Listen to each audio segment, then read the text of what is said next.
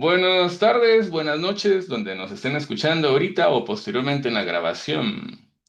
Vamos a desarrollar el capítulo 2. ¿La depresión está solo en la mente o también está en el cuerpo? Qué gusto compartir con ustedes esta información. Qué gusto ver aquí los que nos están acompañando en sus diferentes camaritas y también los que nos van a ver en la grabación. En el capítulo anterior descubrimos que algo que cambió por completo nuestra forma de entender la depresión. Durante siglos imaginamos al cerebro como un órgano aislado, como el lugar donde nacían todos nuestros pensamientos, todas nuestras decisiones y todas nuestras emociones. La ciencia comenzó a mostrarnos otra historia. Descubrimos que el cerebro nunca trabaja solo, que mantiene conversación permanente con el resto del organismo, que hormonas, sistema inmune, microbiota, respiración y corazón participan constantemente en ese diálogo. Y entonces iba apareciendo una pregunta más profunda. Si el cerebro nunca está aislado del cuerpo, entonces, ¿qué es realmente una emoción? Y eso es el tema que hoy vamos a desarrollar. Una emoción, ¿qué es? Y les puedo decir que la mayoría respondería con facilidad. Alegría, tristeza, miedo, enojo, bueno. Pero esos no son conceptos científicos, son solamente nombres.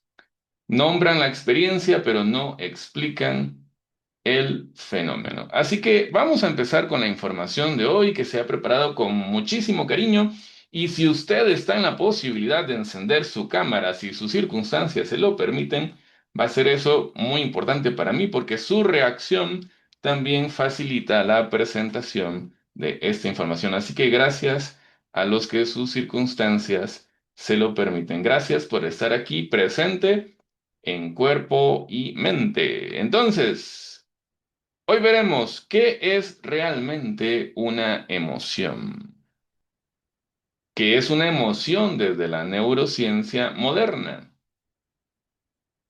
Y yo les digo, ¿y si toda tu vida has confundido una emoción con un sentimiento? Bueno, eso es parte de lo que vamos a aprender hoy. ¿Por qué? Como les decía, cuando preguntamos qué es una emoción, casi todo el mundo responde igual. Alegría, tristeza, enojo, miedo, amor, pero ninguna de esas palabras explica realmente qué es una emoción. Solamente les hemos puesto nombres. Es como si alguien nos preguntara, ¿qué es un automóvil? Y nosotros dijéramos, Toyota, Ford, Hyundai, Mitsubishi, y ahí vamos, ¿no? Volkswagen. Eso no es explicar, eso es dar ejemplos. Entonces, vamos a entender según la neurociencia más reciente, ¿qué es una emoción? Vamos a ir viendo cómo esto ha ido avanzando y vamos a ver cuál puede ser la aplicación práctica de esta información para nosotros. Algunas emociones como estas se resumen en simplemente una emoción. Bueno, cambiamos la pregunta. Es decir, si un ingeniero encontrara un aparato desconocido, no pregunta primero cómo se llama, pregunta, ¿para qué sirve? Eso es lo que vamos a hacer el día de hoy. No vamos a preguntar qué son. Primero preguntaremos, ¿para qué existen? ¿Les parece bien? Así vamos a desarrollarlo hoy. ¿Para qué sirve una emoción? La mayoría respondería probablemente para sentir. Esa respuesta parece lógica. Pero, ¿y si esa no fuera su función principal? Entonces, ¿Qué hace una emoción? No qué, qué se siente. No, eso no queremos responder eso. No qué se siente. ¿Qué hace una emoción? ¿Ya lo pensaron? Piénselo. ¿Para qué? ¿Qué hace?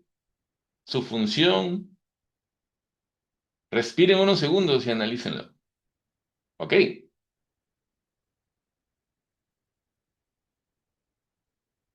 Y volvemos a la pregunta, si toda tu vida has confundido una emoción con un sentimiento. Bueno, la palabra emoción comienza aquí a desarmarse. Las letras se convierten en neuronas. Y vamos a poner un ejemplo. Imaginemos a uno de nuestros antepasados. Camina entre los pastizales. No sabe que un depredador lo observa, pero escucha un ruido ahí entre los pastizales. Algo. Y entonces se activa algo dentro de la persona. Todavía no ha corrido. Todavía no ha visto al león. Todavía no sabe qué ocurre. Sin embargo, su cuerpo ya comenzó a cambiar. Algo cambia. Su corazón se acelera. Sus pulmones trabajan más. Sus músculos reciben más oxígeno, más sangre. La digestión disminuye. La atención se estrecha. Miles de neuronas cambian su actividad. Todo esto antes de que pueda explicarse lo que está sintiendo. Entonces, hay cambios en el corazón, hay cambios en la respiración, hay cambios en los músculos, simplemente por haber escuchado lo que él identifica como una posible amenaza. Entonces, aquí vamos a preguntar, ¿es simplemente un sentimiento lo que está ocurriendo ahí?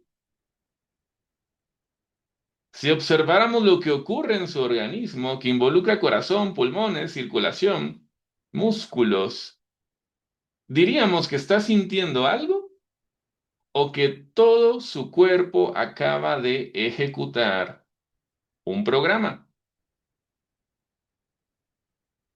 ¿Notan cómo uno es más simple y el otro es mucho más amplio? Y aquí es donde aparece la supervivencia. Tal vez las emociones no solo fueron creadas para hacernos sentir, no son nada más para que cuando ustedes le traigan los chocolates, los dulces, las flores, y, ¡ay, qué bonito se siente! No, las emociones son mucho más que eso. Cuando le lleguen ahí los mensajitos con los emoticones, que ahora se pueden mandar emoticones, stickers. Y usted, ¡ay, qué bonito! Me siento de tal manera. Y si usted supiera que eso que usted le llama emoción es mucho más que para alegrarse cuando usted recibe un WhatsApp, o unas flores, o unos chocolates, o el abrazo de su hijo.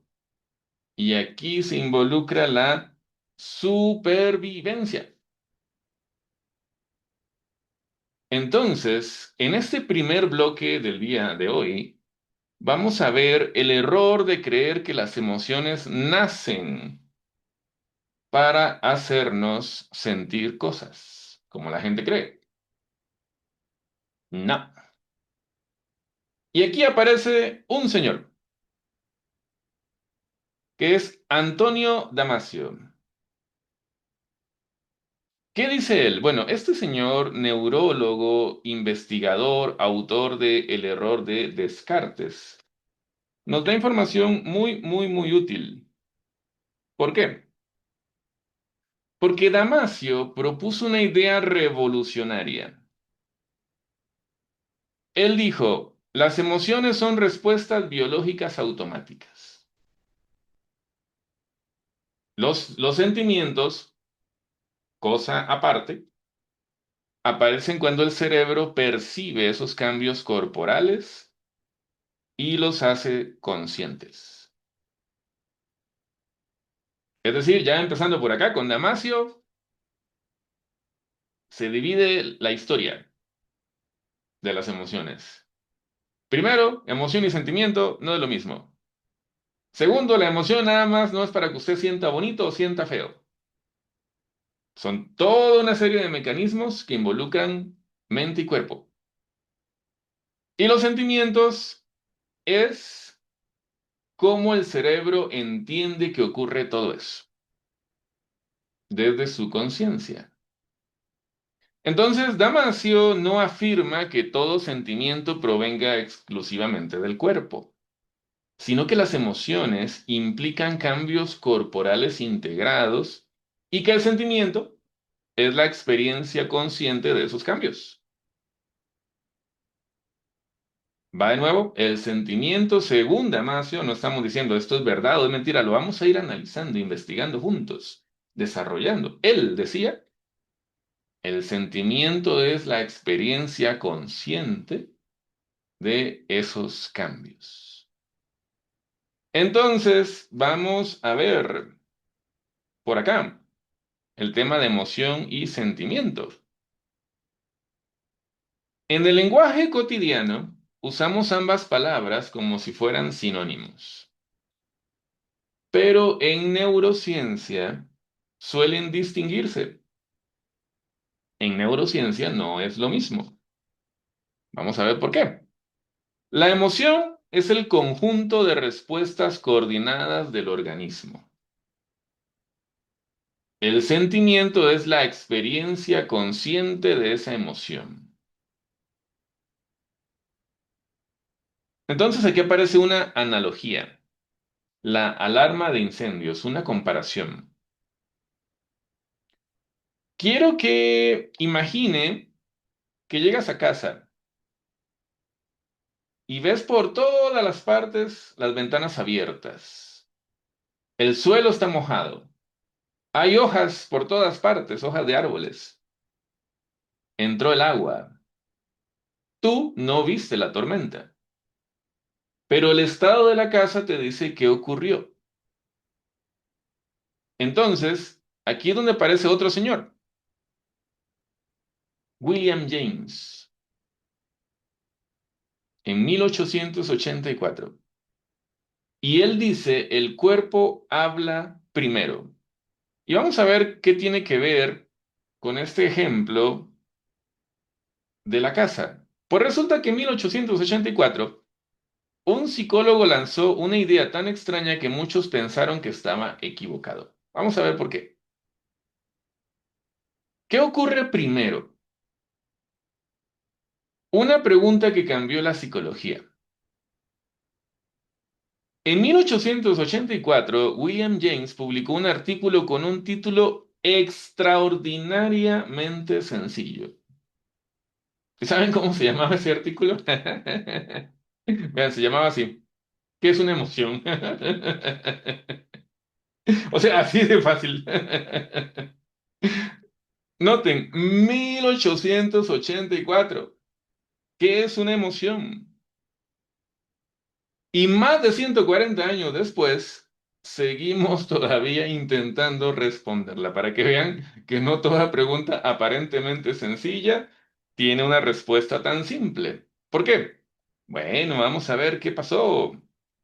Resulta que cuando pensamos otra vez, ejemplo, en el miedo, ¿qué ocurre primero? Es decir, volvamos al ejemplo del hombre que encuentra un león. Y aquí ustedes van a participar en el ejercicio. ¿Cuál sería el orden? Eso está muy padre, ¿eh? Veo al león, siento miedo y corro.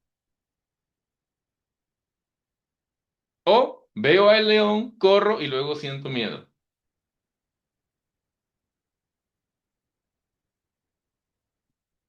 Dicen ustedes que nunca he visto un león. Bueno, en el ejemplo. En el ejemplo, vamos a ver qué dice Lina, vamos a ver qué dice Lina. Adelante, Lina.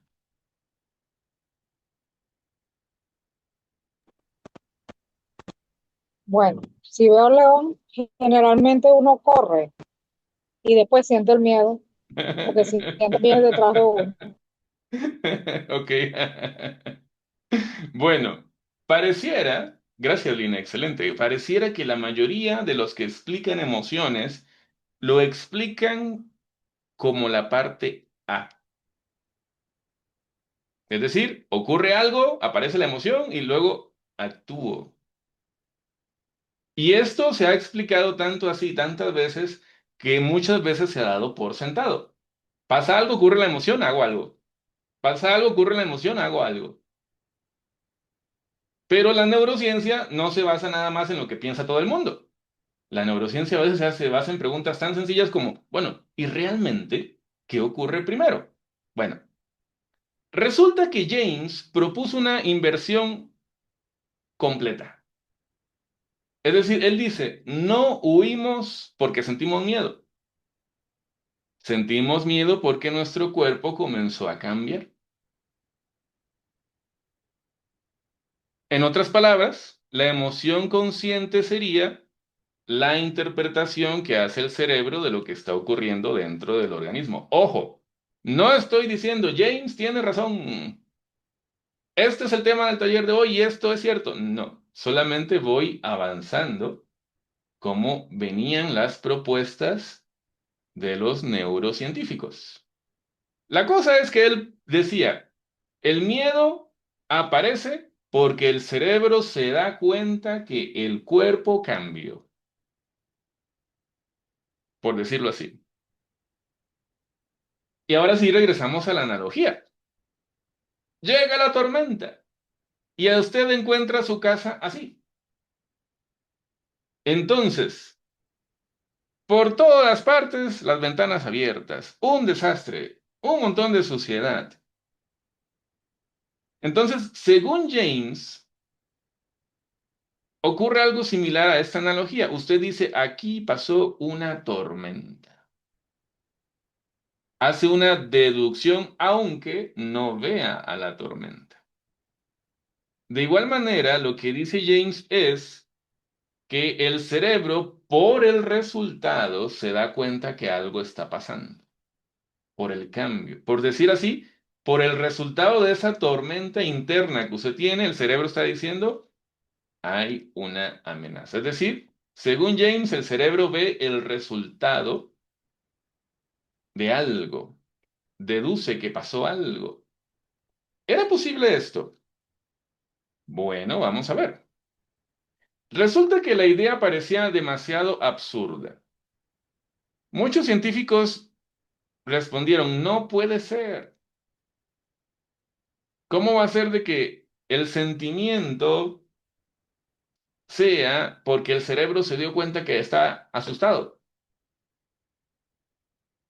¿Cómo podríamos sentir tristeza solamente porque lloramos? ¿O miedo solamente porque el corazón late rápido? Bueno, vamos a poner o vamos a presentar a Walter Cannon, que Walter Cannon no estuvo de acuerdo con James, estuvo en contra de la propuesta. Fue uno de los principales críticos.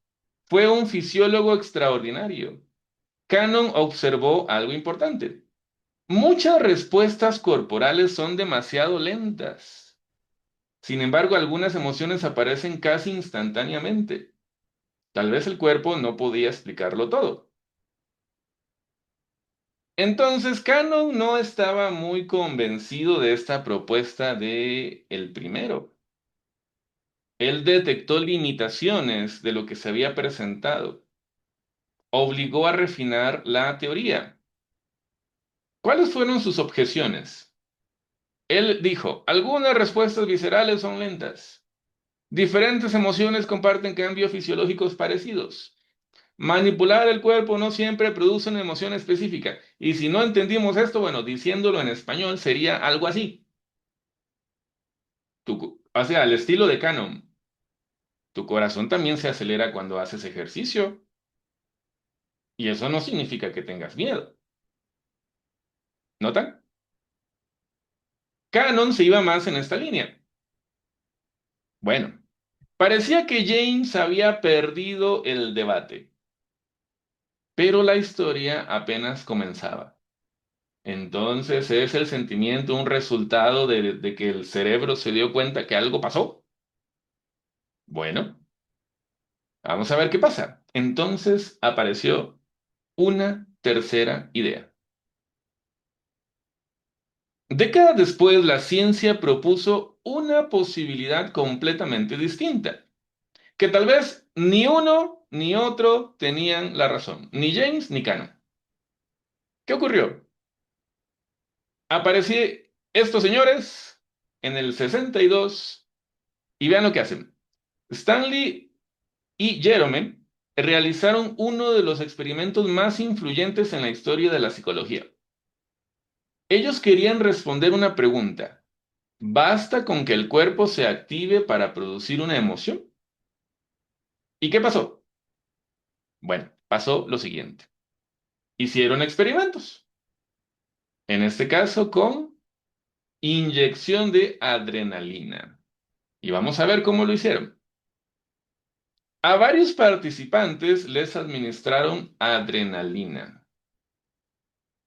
una hormona capaz de acelerar el corazón, aumentar la respiración y producir muchos de los cambios físicos asociados a las emociones. ¿Qué ocurrió? Que a las personas que estaban en el experimento no les dijeron exactamente qué ocurriría. Y entonces habían dos habitaciones. En una habitación había una persona extremadamente alegre y en otra alguien muy molesto, muy enojado. Pero los que entraban a esa habitación no sabían que eran actores. Es decir, el que estaba muy alegre era actor, el que estaba muy enojado era actor. Entonces, el resultado sorprende. ¿Por qué? Recuerden, estaban entrando personas con inyección de adrenalina. ¿Qué creen ustedes que pasó? Unos se fueron con el enojado, otros se fueron con el que estaba ahí feliz de la vida, ¿verdad? Bueno, vamos a ver qué pasó. Quienes no tenían una explicación para su activación corporal comenzaron a interpretar sus sensaciones según el ambiente. Y si usted se pregunta, bueno, ¿y el señor que estaba ahí todo alegre y el otro señor que estaba ahí todo enojado, es parte del ambiente de quien llegó? Respuesta, sí. Por si no lo sabía, ambiente no de nada más objetos y aire, ¿no? Las personas también podemos formar parte del ambiente de otro. Entonces, ¿qué pasa? Que si el actor estaba feliz, los otros venían cargados de adrenalina, ¿verdad? Y veían al feliz y se sentían más felices. Pero los que se iban con el enfadado, que también iban inyectados de adrenalina, se enfadaban más. ¿Qué les parece? ¿Notan? Ahí está, un ejemplo de cómo pudo haber sido ese experimento. Entonces, estaba uno ahí haciendo su vida feliz y el otro ahí siguiéndole. Y llega el otro ahí con el enojado y el otro sincronizándose con el ambiente. ¿Notan? Qué interesante. Entonces, ¿cuál es la idea clave que nos ayuda a observar ese experimento? Ambos cuerpos estaban activados con adrenalina, sí, el cuerpo aporta la activación. Pero aquí pasa una cosa. El contexto ayuda a ponerle nombre. El contexto tiene mucho que ver. En este caso, el contexto era el actor. Muy bien. Evidencia. Muy influyente históricamente. Lo que pasa es que algunos aspectos específicos han sido debatidos y refinados por investigaciones posteriores. O sea, como un punto en la historia quedó, todavía un poquito debatido este experimento. Entonces, ¿qué es una emoción? Bueno, ahora noten qué interesante. Tenemos tres posibilidades. James decía el cuerpo primero. Cannon decía el cerebro primero. Y estos más recientes, con lo de la adrenalina, decían el cuerpo y la interpretación juntitos, los dos. Bueno, entonces la ciencia sigue avanzando. Durante casi un siglo aparecen nuevas técnicas, nuevos experimentos, nuevas imágenes del cerebro. Bueno, como vimos en el primer capítulo. Poco a poco comenzó a aparecer una idea mucho más amplia y nos damos cuenta que ninguno estaba completamente equivocado. Esto es una de las cosas más bonitas de la ciencia. Este es un pequeño paréntesis. Esto es una de las cosas más bonitas de la ciencia. Rara vez una teoría desaparece por completo. Con frecuencia, nuevas teorías conservan parte de las anteriores, las reorganizan, las refinan, las integran. La ciencia no suele reemplazar una idea por otra, suele construir una explicación más completa. Pero aún faltaba una pieza enorme, quizá la más importante de todas. Y hoy ustedes se van a llevar un concepto bellísimo, hermoso, porque nadie había explicado todavía cómo sabe el cerebro lo que está ocurriendo dentro del cuerpo. Y entonces aparece un sentido olvidado, la interocepción. Interocepción. Es decir, antes de entender las emociones, primero debemos descubrir cómo el cerebro escucha al cuerpo. ¿Por qué? Porque todos aprendimos en la escuela que tenemos cinco sentidos.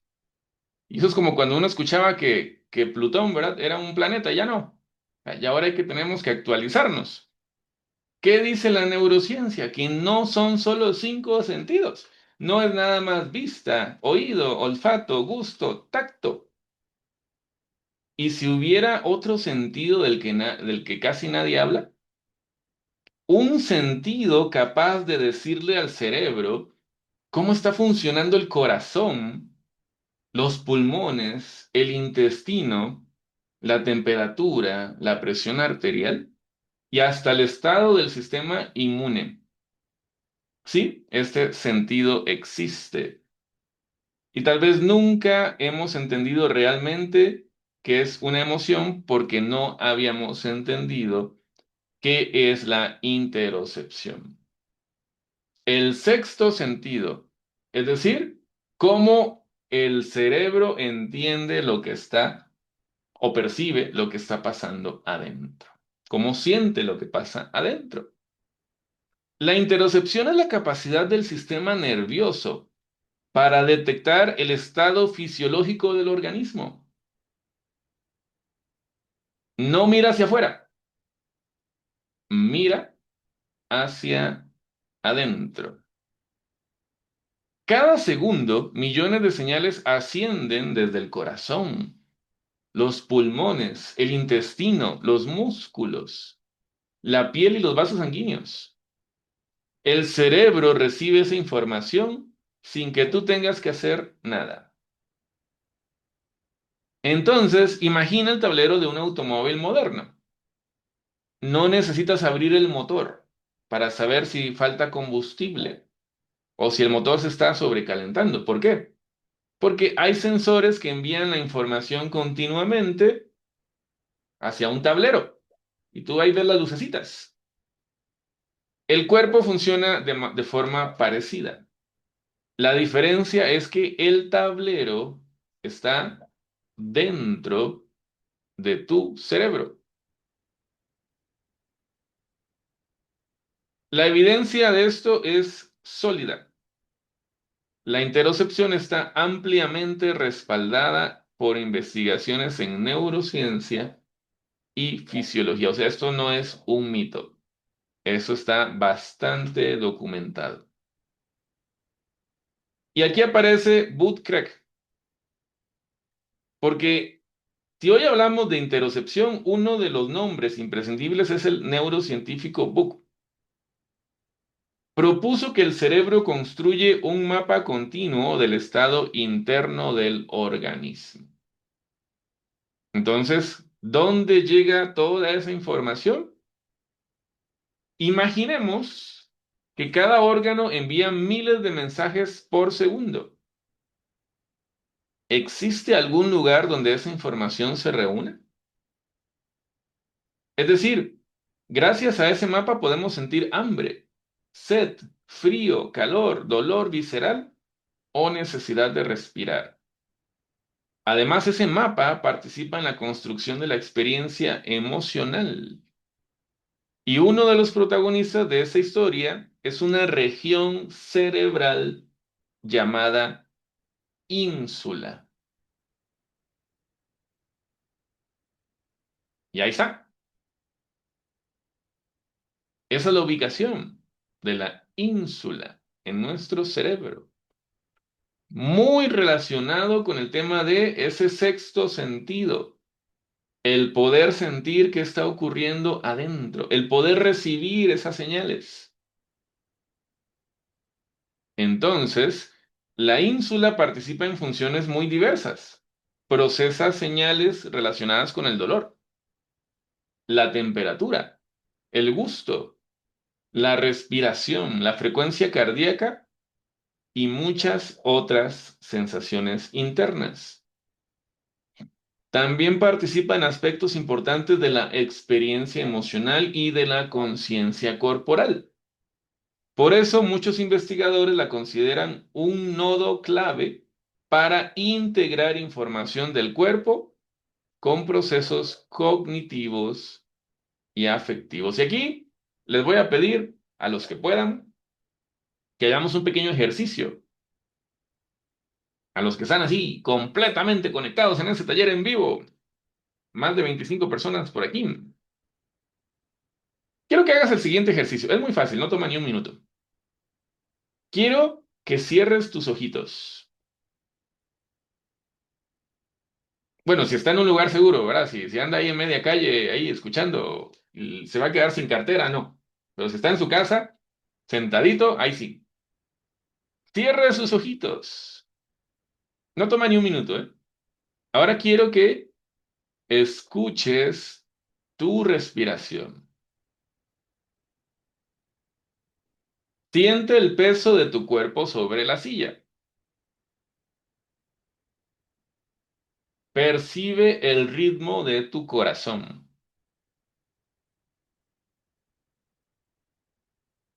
Es posible que no hubieras prestado atención a ninguna de esas sensaciones hace 30 segundos.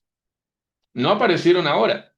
Tu cuerpo tenía la capacidad de sentirlas. Siempre estuvieron ahí. ¿Qué es lo que acaba de cambiar? Ya pueden abrir sus ojitos. Lo que acaba de cambiar fue tu atención. Entonces, aquí vamos a aprender lo siguiente. ¿Qué pasaría si el cerebro no reaccionara, sino que más bien predijera de alguna manera? Que esto ya lo he mencionado en algunos de mis reels, de mis cortos en YouTube. Durante mucho tiempo, imaginamos al cerebro como un órgano que esperaba información para después responder. Pero hoy muchos neurocientíficos proponen una idea diferente. El cerebro no espera, porque como dice el dicho, el que espera desespera, ¿no? Su cerebro no espera, su cerebro va aquí adelante, predice. ¿Cómo lo podemos comparar? Este pensamiento predictivo. Bueno, imagina que eres un director de orquesta. Vamos a ver si tenemos la imagen del director de orquesta. Vamos a ver si lo dejé. Yo creo que sí. Bueno, ahorita aparece. Entonces imagina que eres un director de orquesta. ¿Qué pasa con el director de orquesta? Que el director no puede esperar a escuchar cada instrumento para empezar a dirigir. Necesita anticiparse. Algo parecido ocurre en el cerebro.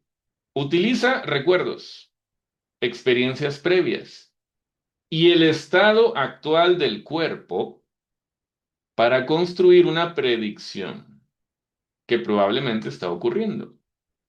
Después compara esa predicción con las señales que realmente llegan.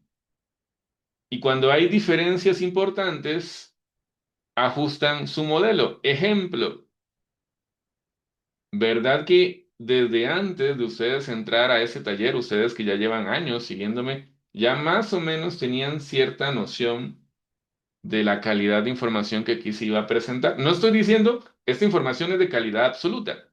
Estoy diciendo ya su cerebro más o menos sabía por qué usted está sacando este tiempo de su vida para aprender algo.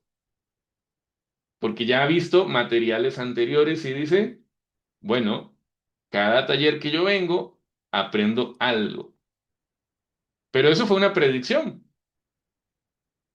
No podía ser totalmente cierto. ¿Cómo hizo eso su cerebro? Evaluó varias experiencias anteriores que usted ha tenido conmigo y más o menos hizo una leve predicción de cómo podía estar el taller hoy. Y entonces usted está más receptivo a prestar atención. Que si fuera la primera vez, aunque fuera la misma información, probablemente no tendría la mente tan abierta.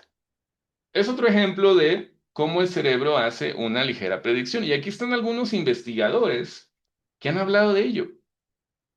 El procesamiento predictivo es un marco teórico muy influyente con abundante investigación. Todavía existen debates sobre cómo interpretar algunos de sus alcances. El cerebro adivina, sí. ¿En qué sentido?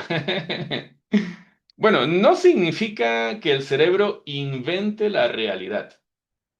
De hecho, hay una distorsión cognitiva que se llama adivinar el pensamiento, adivinar el futuro, pero no, no va por ahí. Lo que significa es que trabaja constantemente formulando hipótesis de lo que va a pasar. Cuando entras en una habitación oscura y crees ver a una persona, tu cerebro utiliza información previa para interpretar los datos incompletos. Cada vez que el cerebro no tiene historias terminadas, ¿quién las termina? El mismo cerebro. Cada vez que hay cosas que no logra comprender por completo, ¿quién lo intenta comprender para llegar al capítulo final? El mismo cerebro. Es decir, cada vez que hay un hueco, el cerebro dice, ahí, lo relleno con la información que ya conozco. Y a veces creemos que estamos viendo la realidad, ¿verdad? Pues que no, como ustedes han podido darse cuenta en el material de mi canal. Entonces, el cerebro hace predicciones. ¿Y qué creen? Que esas predicciones influyen en el estado de su cuerpo. Entonces, el cuerpo también participa en la predicción. Ejemplo, si has dormido poco, si tienes fiebre, si estás deshidratado, si estás en tus días, el cerebro no interpreta el mundo desde el mismo punto de partida, como ya usted se ha podido dar cuenta, ¿verdad? No es lo mismo un organismo descansado que uno en equilibrio. El estado fisiológico modifica el contexto, desde el cual el cerebro hace sus predicciones. Y esa idea será fundamental en este documental sobre la depresión. Entonces, ¿qué pasa? Ah, bueno, ahí estaba el ejemplo del director de orquesta. Entonces, ¿qué es lo que ocurre? Como ya lo he venido mencionando en mis reels, en mis shorts, no vemos el mundo tal como es, sino lo vemos también a través del estado de nuestro organismo. Váyase de espaldas, dependiendo de cómo usted esté, así ve a su esposo, a su hijo, a Eitel, a la gente. Qué bonito hacer conciencia de ello, ¿verdad? Muy bien. Entonces, ¿cómo se los voy a demostrar? Con un café para Platón. No, no, no, un café para Platón, no. Con una taza de café. Con una taza de café se los voy a demostrar. ¿Por qué? Ahora que ya conocemos la interocepción y el procesamiento predictivo, vamos a explorar algo que parece increíble. Pregunta. ¿Puede una simple taza de café cambiar la forma en que percibimos a otra persona? ¿Qué dirían ustedes? A mí me gustaría decir que no, pero una vez se hizo un estudio famosísimo. Presten atención. En el año 2008, estos señores hicieron lo siguiente. Resulta que un estudio muy conocido, algunos participantes sostuvieron una taza de café caliente y otros una bebida fría, mientras realizaban una tarea aparentemente sin relación. Después evaluaron a una persona desconocida. Alguien que no conocía aparece por ahí y la evalúan. ¿Qué ocurrió?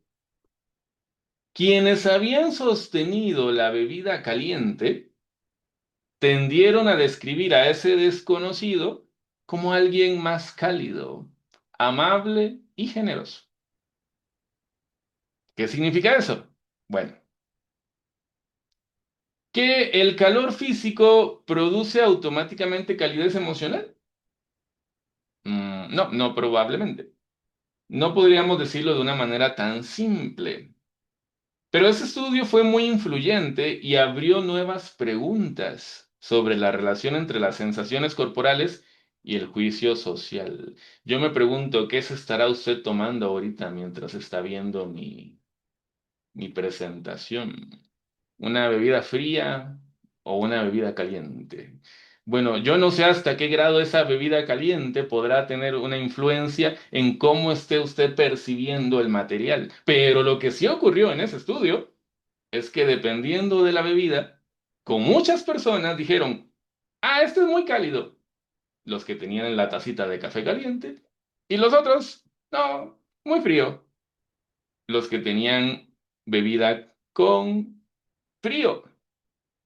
Claro, esto va cambiando. Bueno, el estudio fue influyente, sí, pero las replicaciones han sido variables.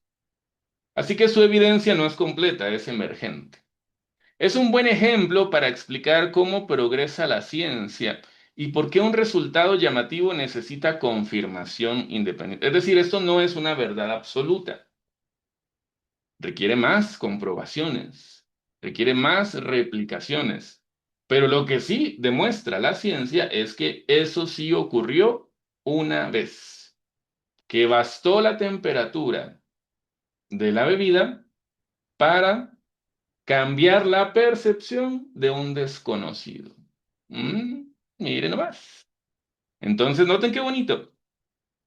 La ciencia también corrige, y esto es importante, porque una de las fortalezas de la ciencia no es demostrar que siempre tiene la razón, más bien es tener esa humildad de manera natural que tiene la ciencia de corregirse cuando aparecen nuevos datos.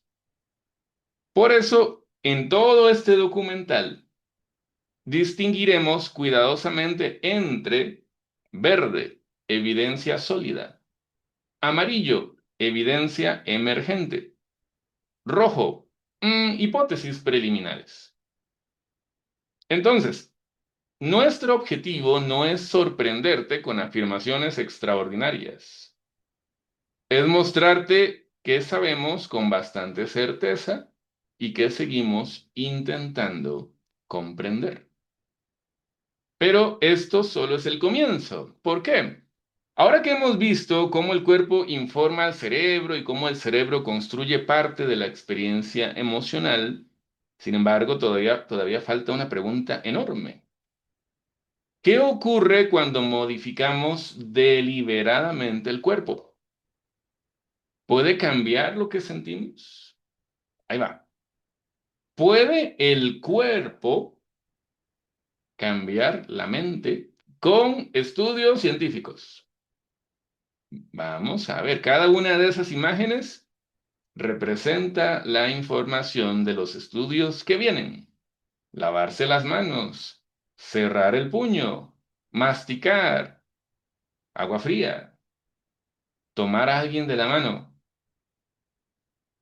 Vamos a ver. ¿Qué ocurre cuando modificamos deliberadamente el cuerpo? ¿Puede cambiar lo que sentimos? ¿Podemos cambiar una emoción sin cambiar un pensamiento?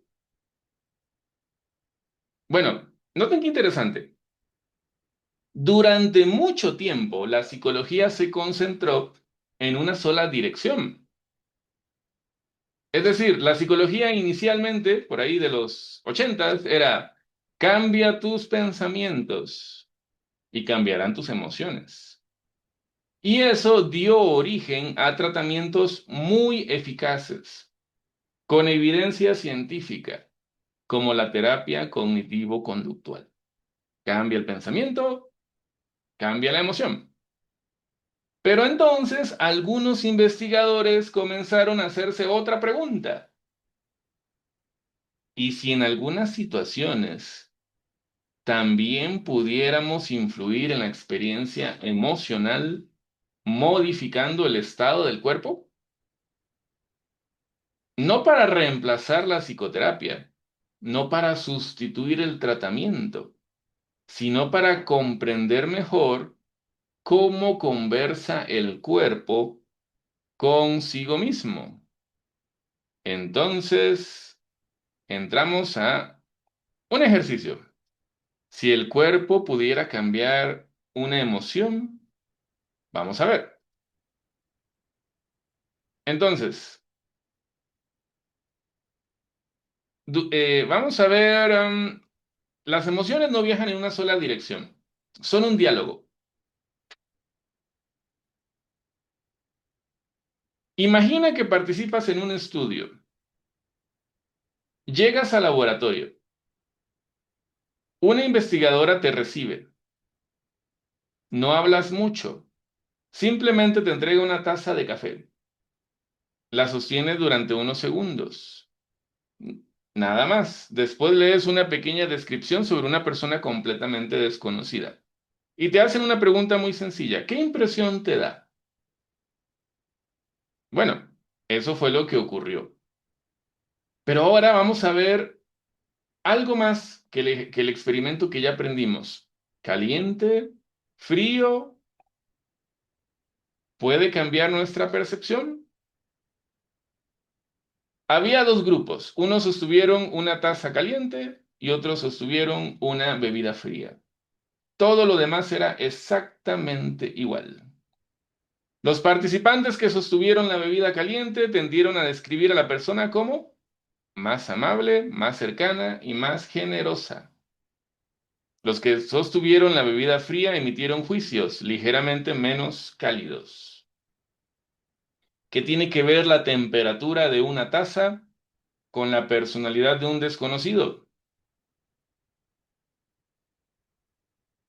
Una hipótesis.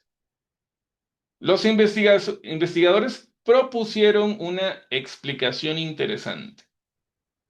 Nuestro cerebro reutiliza circuitos. Desde los primeros meses de vida, el calor físico suele acompañarse de contacto humano, cuidado y protección. Con el tiempo, ambas experiencias pueden quedar asociadas. Así, una sensación física de calidez podría influir sutilmente en la percepción social. Este estudio tuvo un enorme impacto. Como ya dijimos, requiere más investigación. En Internet solemos escuchar frases como está científicamente demostrado, pero la realidad suele ser mucho más compleja. ¿Por qué? Un solo estudio rara vez demuestra algo por sí mismo. La ciencia necesita repetición, replicación, confirmación independiente. Por eso siempre distinguiremos entre evidencia sólida y evidencia emergente, porque la duda bien fundamentada también forma parte de la ciencia. Ahora imaginemos otra escena. Imagina que acabas de hacer algo de lo que te arrepientes. Mentiste, engañaste, traicionaste la confianza de alguien. Nadie lo sabe, solo tú.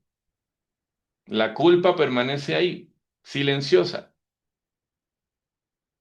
Y entonces aparece un jabón.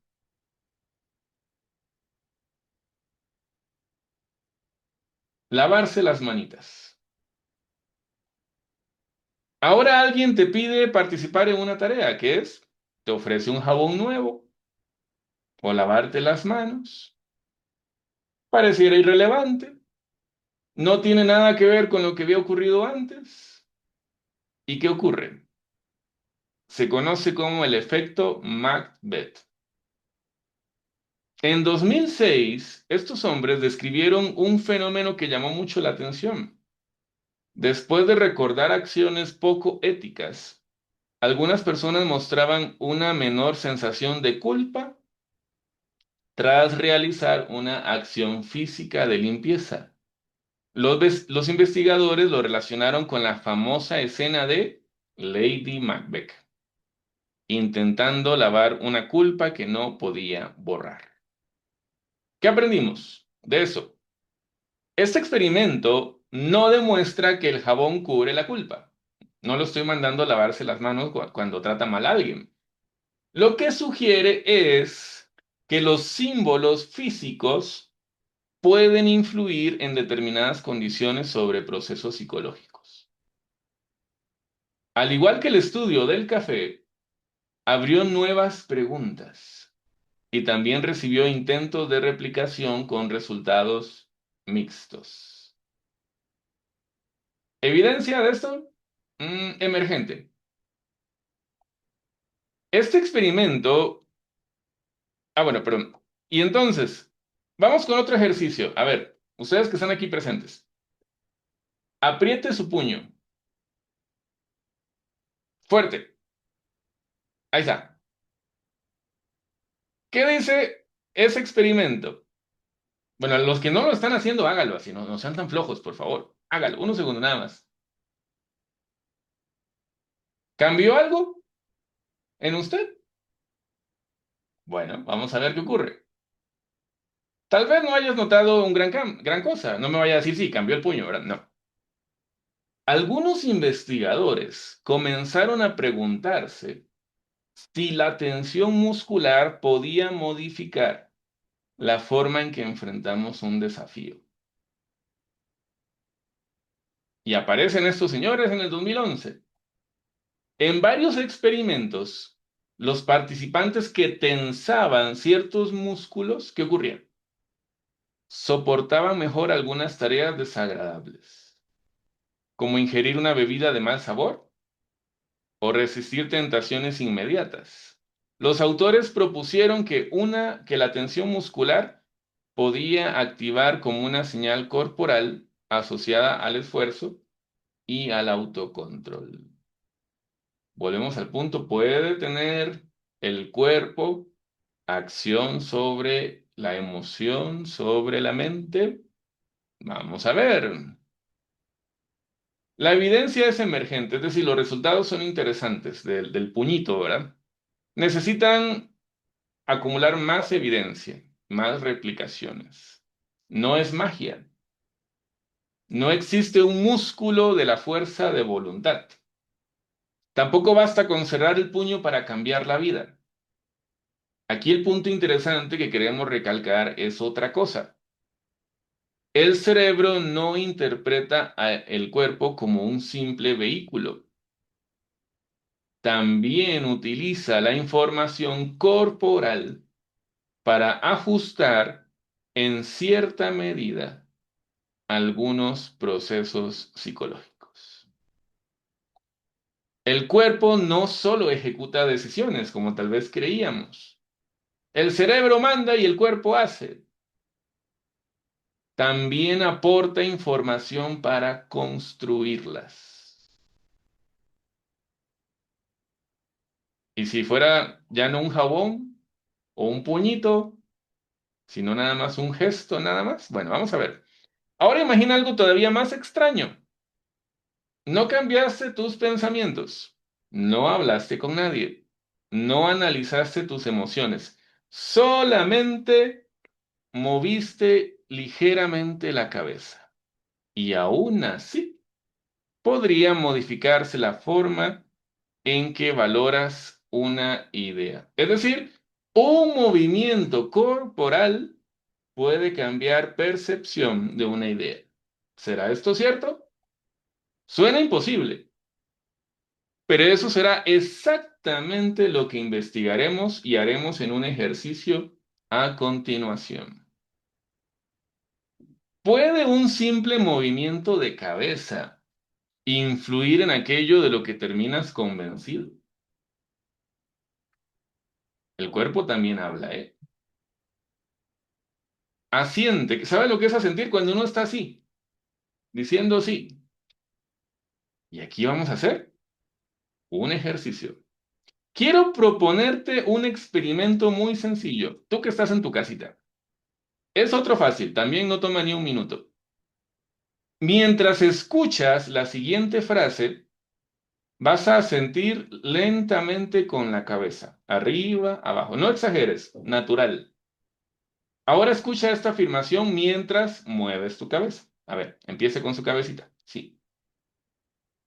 La curiosidad suele abrir más puertas que el miedo. Ahí está. Ahora pregúntate, ¿estuviste ligeramente más dispuesto a aceptar esa idea?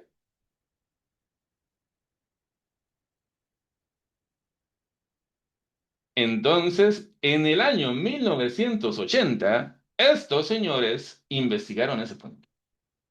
En uno de los estudios clásicos sobre persuasión, algunos participantes movían la cabeza afirmativamente mientras escuchaban un mensaje, perdón. Otros la movían en sentido contrario. ¿Qué ocurrió? Los investigadores observaron que el gesto, un simple gesto, podía influir sutilmente en el grado de acuerdo con ciertas ideas. Eso no me lo estoy inventando, va de nuevo. Ahí está. Ese es el estudio. Evidencia, bueno, mm, es importante históricamente. Algunos efectos posteriores han mostrado variabilidad. No debe interpretarse como una técnica para manipular personas, ¿verdad? Para que usted no vaya donde su mamá y diga, mamá, ¿me deja salir? Primero que mueva la cabeza y luego que le responda. No, no, no, no es una técnica de manipulación. No es que sea obediencia. El movimiento de la cabeza no cambia automáticamente tus creencias. Lo que parece ocurrir es algo un poquito más pequeño, que el cerebro incorpora información procedente del propio cuerpo cuando evalúa lo que está ocurriendo. Es decir, el cerebro tiene radares ahí que están entendiendo qué está pasando en el cuerpo para percibir la información del exterior. Incluso nuestros gestos pueden convertirse en esa información.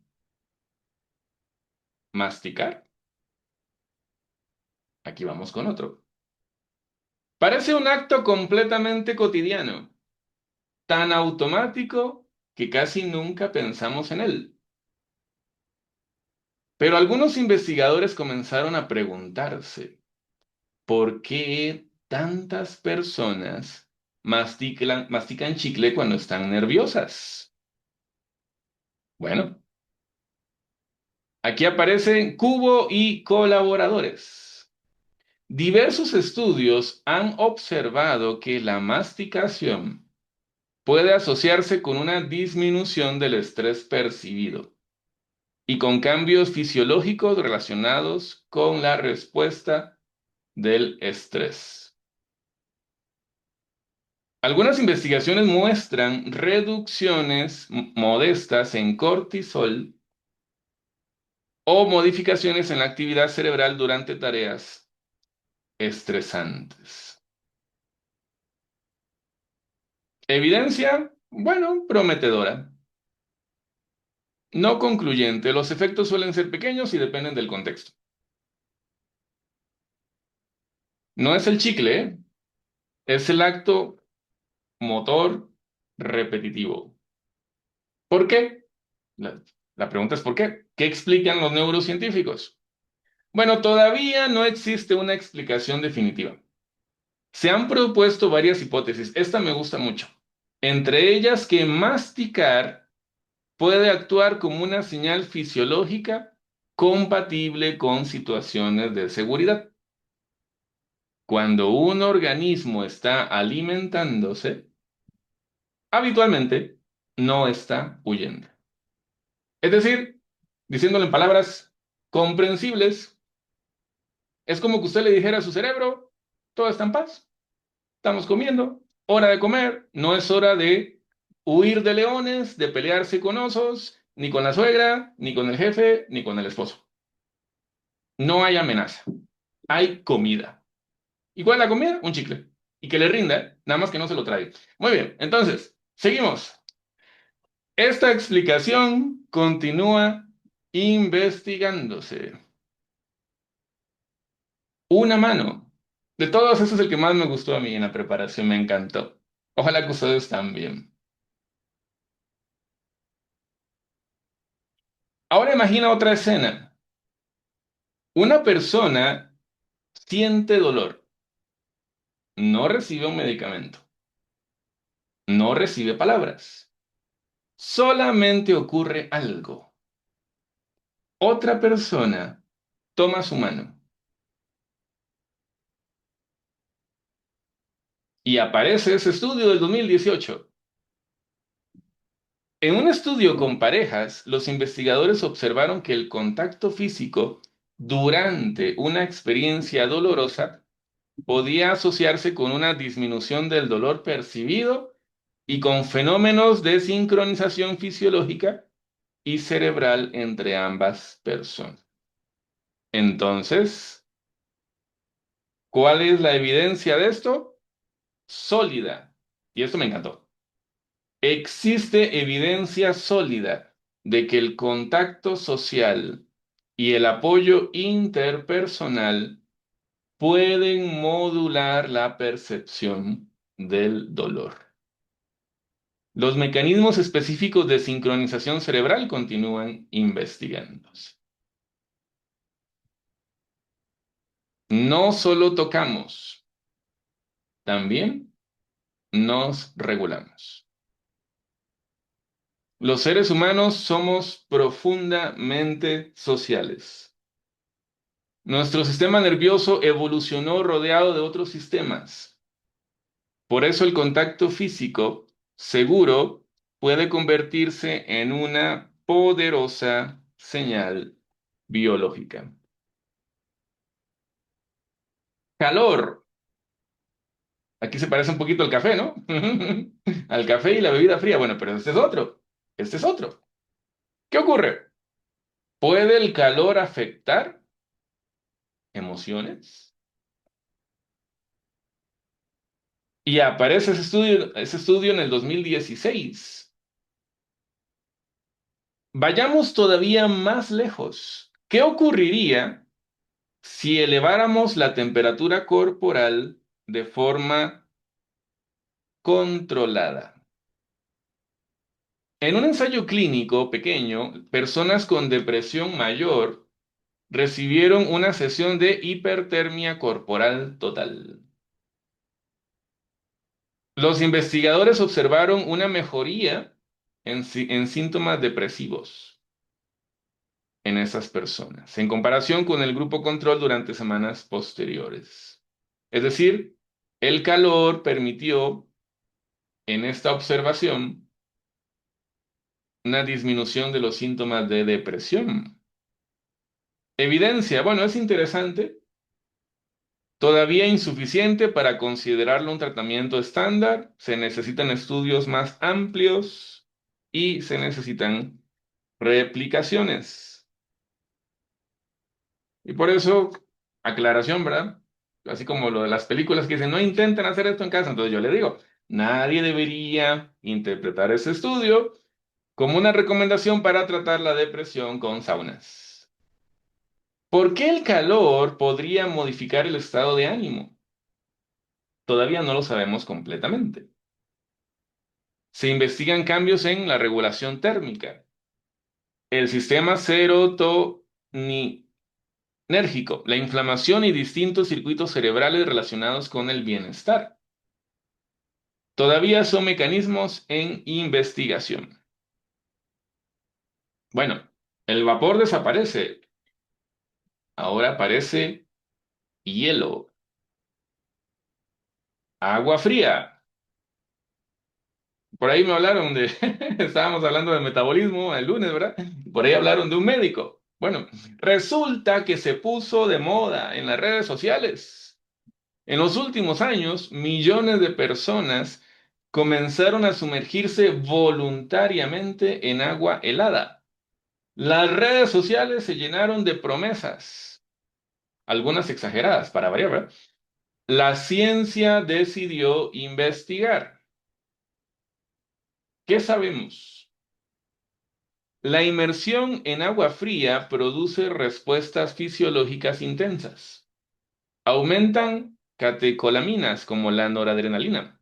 También se observan cambios en el estado de alerta y en algunos estudios mejoras transitorias del estado de ánimo. Sin embargo, la evidencia sobre beneficios psicológicos duraderos todavía es limitada. La evidencia en este caso es prometedora, pero no definitiva. Tampoco conviertas el agua fría en un tratamiento. Mover los ojos. Creo que esta es la última de hoy. Llegamos probablemente al experimento más extraño de todos. Nada más. Mover los ojos. ¿Cómo podría un movimiento ocular modificar un recuerdo doloroso? Y entonces aquí aparece la EMDR. La terapia EMDR utiliza movimientos oculares bilaterales mientras la persona trabaja recuerdos traumáticos. Actualmente existe, y esto sí está claro, aunque se oye así medio loco, volado, como de otro planeta, sí existe buena evidencia de que MDR es eficaz para muchas personas con trastorno por estrés postraumático. Pero lo que sí continúa investigándose es cuál es el mecanismo exacto que explica esa evidencia. Es decir, no debemos confundir que una terapia funcione con que ya conozcamos perfectamente por qué funciona. Una cosa es que funcione, sí. ¿Por qué funciona? No se ponen de acuerdo todavía. La evidencia, bueno, la evidencia clínica está ampliamente respaldada. Lo que tiene menos evidencia es mecanismos neurobiológicos aún debatidos. Es decir, el por qué funciona. Todavía no se ponen de acuerdo. ¿Qué aprendimos el día de hoy? Bueno, detengámonos un momento. Un café caliente, un jabón, un puño cerrado, mover la cabeza, masticar, tomar una mano, el calor, el agua fría, mover los ojos. Parecen experimentos completamente distintos, pero todos están intentando responder la misma pregunta. ¿Cuál es? ¿Cómo conversa el cuerpo con el cerebro?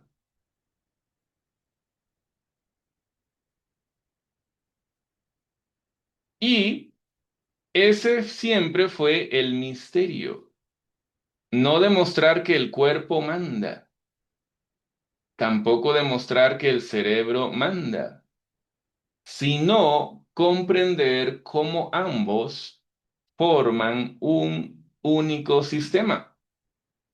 Es decir, lo que pensaban antes muchas personas de que las emociones son exclusivas del cerebro, no lo respalda la evidencia científica reciente. Tampoco quiere decir la evidencia de que las emociones sean totalmente corporales. Lo que queremos demostrar el día de hoy, que usted se lleve en su corazoncito, es que las emociones emergen de la interacción continua entre ambos. Entonces, vamos a aprender en el capítulo 3, el que viene, algo muy importante. ¿Por qué? El mayor error fue tal vez creer que habían dos protagonistas, cuando en realidad nunca hubo dos. Siempre hubo un solo organismo intentando mantenerse vivo. ¿Y cómo lo hace? Con neuronas, corazón, pulmones, intestino, defensas, todos unidos. Entonces, ¿qué ocurre cuando todas esas conversaciones entre órganos cambian? Vamos a aprender en el capítulo 3 cuando el cuerpo empieza a pensar. Hasta ahora hemos hablado de un organismo sano, un organismo intentando adaptarse. Pero ¿qué ocurre cuando esa conversación permanece alterada durante semanas, meses, años? ¿Qué ocurre cuando el sistema inmune cambia el lenguaje del organismo? Cuando las hormonas permanecen elevadas, cuando la inflamación no desaparece. Cuando el intestino envía señales diferentes, cuando el cuerpo deja de sentirse seguro. Bueno, probablemente las emociones también cambian. Y que ese sea uno de los caminos que conducen a la depresión. Entonces, el día de hoy quedamos acá agradeciéndoles que me hayan acompañado en este segundo capítulo y próximamente estaremos hablando cuando el cuerpo empieza a pensar. Muchas gracias. Si les gustó este contenido y esta investigación, pueden dejar sus aportaciones en mi canal de YouTube. Agradeciendo a las 24 camaritas que estuvieron conmigo este ratito. Muchísimas gracias.